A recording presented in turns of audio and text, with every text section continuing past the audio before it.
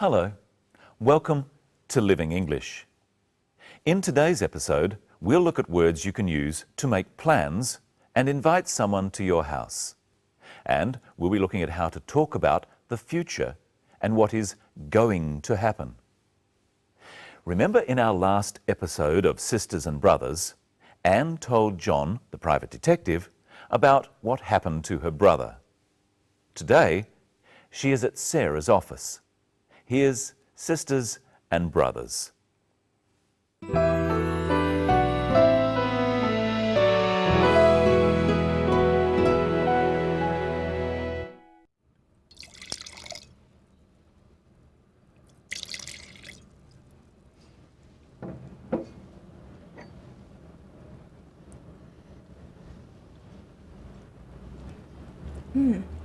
It's very smooth. Good flavour too. It sells well in restaurants here. I think these will sell well in Singapore. The samples you sent me were very popular with our staff. You seem to understand our taste in Singapore. Thank you. It's my job to know what my clients like.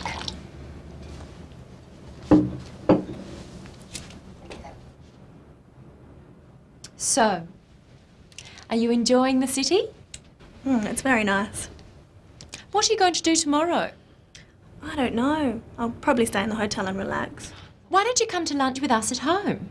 Oh, thank you, but you have your family. Yes, and they want to meet you. We're going to have roast chicken, traditional Aussie food. Sounds good. All right, I'll come. Great. What time? We eat at about 1 o'clock, so about 12:30. I'll show you the house. Okay, thank you. I'll get my brother to pick you up.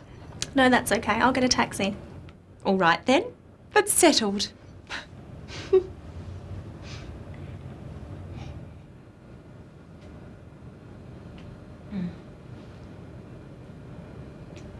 Let's look at how Sarah asks Anne about her plans. What are you going to do tomorrow? I don't know. I'll probably stay in the hotel and relax. Sarah asks, "What are you going to do?" Going to is used to talk about future plans. Repeat the phrase with the clip. What are you going to do tomorrow? Sarah invites Anne to her house. What are they going to have for lunch? Listen. We're going to have roast chicken, traditional Aussie food. They're going to have roast chicken. Let's practice going to. First, the question. What are you going to do tomorrow? Let's ask the question with different subjects. First, he. What is he going to do tomorrow? They. What are they going to do tomorrow? Now, let's look at the answer. Anne is going to relax. So she would say, "I'm going to relax." You try answering the question. What are you going to do tomorrow? I'm going to relax. What is she going to do tomorrow? She's going to relax. What are we going to do tomorrow? We're going to relax. What are they going to do tomorrow? They're going to relax. There's another way of talking about the future, to use the word will. Listen again to what Anne says about her plans for tomorrow. What are you going to do tomorrow? I don't know. I'll probably stay in the hotel and relax. Anne says, "I'll probably stay in the hotel." I'll is short for I will. This is another way of talking about the future. I will do something. Listen to see how many times you can hear I'll in this next clip. We're going to have roast chicken, traditional Aussie food. Sounds good. All right, I'll come. Great. What time? We eat at about 1 o'clock, so about 12:30. I'll show you the house. Okay, thank you. I'll get my brother to pick you up. No, that's okay. I'll get a taxi. So there were 4 wills. I'll come. I'll show you the house. I'll get my brother to pick you up. And I'll get a taxi. And as we've seen before on Living English, I will becomes I'll. So when do you use will and when do you use going to? Notice that all of these actions in the future are single actions. I'll get a taxi. I'll show you the house. We use will for a definite single action in the future. We use going to for less definite or longer actions. What are you going to do tomorrow? Now, let's look at how Sarah invites Anne to her house. Why don't you come to lunch with us at home? She says, "Why don't you come to lunch?" She doesn't really want to know why Anne doesn't come. She wants Anne to come. She is inviting her to come. Practice with the clip. Why don't you come to lunch with us at home? Now try asking with some different invitations, such as, "Come to dinner." Why don't you come to dinner? Try this chicken. Why don't you try this chicken? Go home. Why don't you go home? Ring me tomorrow. Why don't you ring me tomorrow? All of these are examples of making a suggestion. So if I say, "Why don't you ring me tomorrow?" I want you to ring me tomorrow. I'll ring you tomorrow if you like. Hello, Michelle. Hello. What are we going to talk about today? Well, I've brought my calendar so we can talk about days in the future. First, let's review the days of the week. You say them at home too. Monday, Tuesday, Wednesday, Thursday, Friday, Saturday, Sunday. Brenton, we need to make an appointment to discuss the program. When can we meet?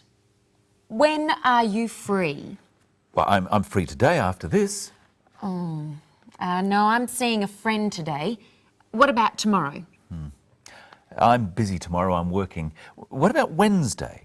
I'm sorry, I'm going out on Wednesday. What about Saturday? Oh no, on Saturday I'm going to do the shopping. Well, we can't meet this week. What about next week? Well, I'm very busy next week, but I can see you on Monday. Monday it is. It's Monday today, so I'll see you next Monday. Next Monday in a week's time. What time? How about 10 o'clock? Okay, I'll see you at 10 o'clock next Monday morning. That was very difficult. Let's look at how we talk about future dates. First, today. You would say, "I'll see you today," or "I'll see you later today."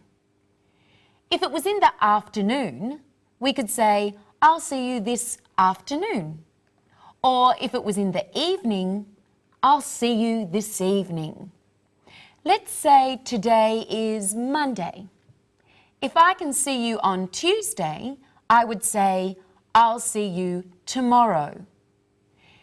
If I can see you on Wednesday, I could say, "I'll see you the day after tomorrow." Or I could just say, "I'll see you on Wednesday." We use on before the name of any day. And notice how the days have a capital letter. If our appointment is in the week we are in now, I would call it this week. But if it's next week, then I say, I'll see you next week. The same goes for the month. This month is the month that is happening now. Next month is the month after, or the year. This year, next year. And if I want to say a particular month, I use in. I'll see you in July. I'll see you in December. And when we say a particular time, we use at.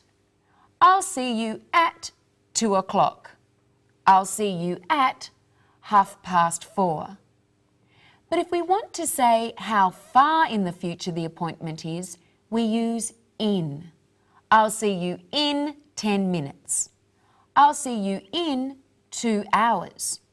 I'll see you in a week. I'll see you in a month. That sounds complicated, Michelle. Not really. We just have to remember whether to use on, at, or in. Let's practice.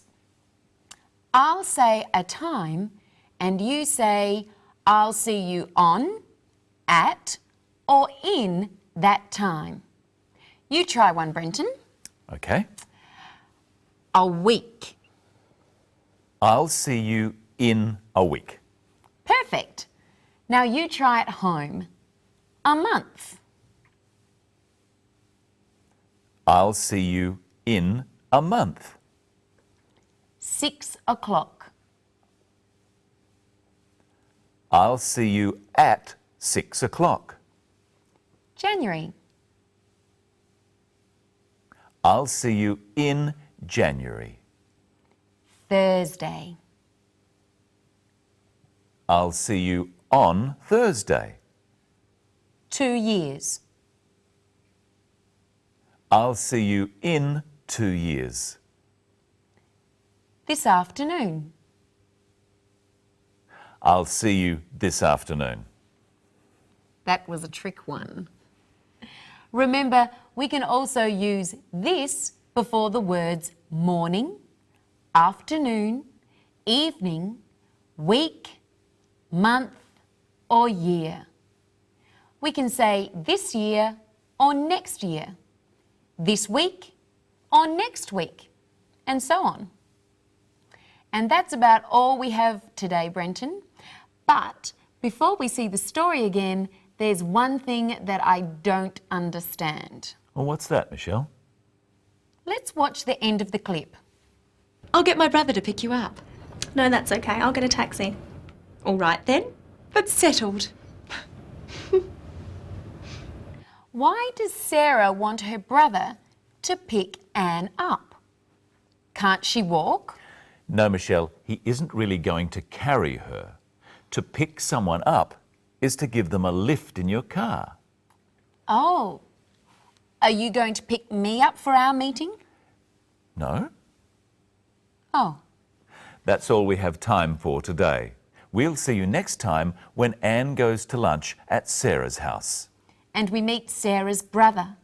Hope you can watch then, and I'll see you on Monday. At 10 o'clock. Goodbye.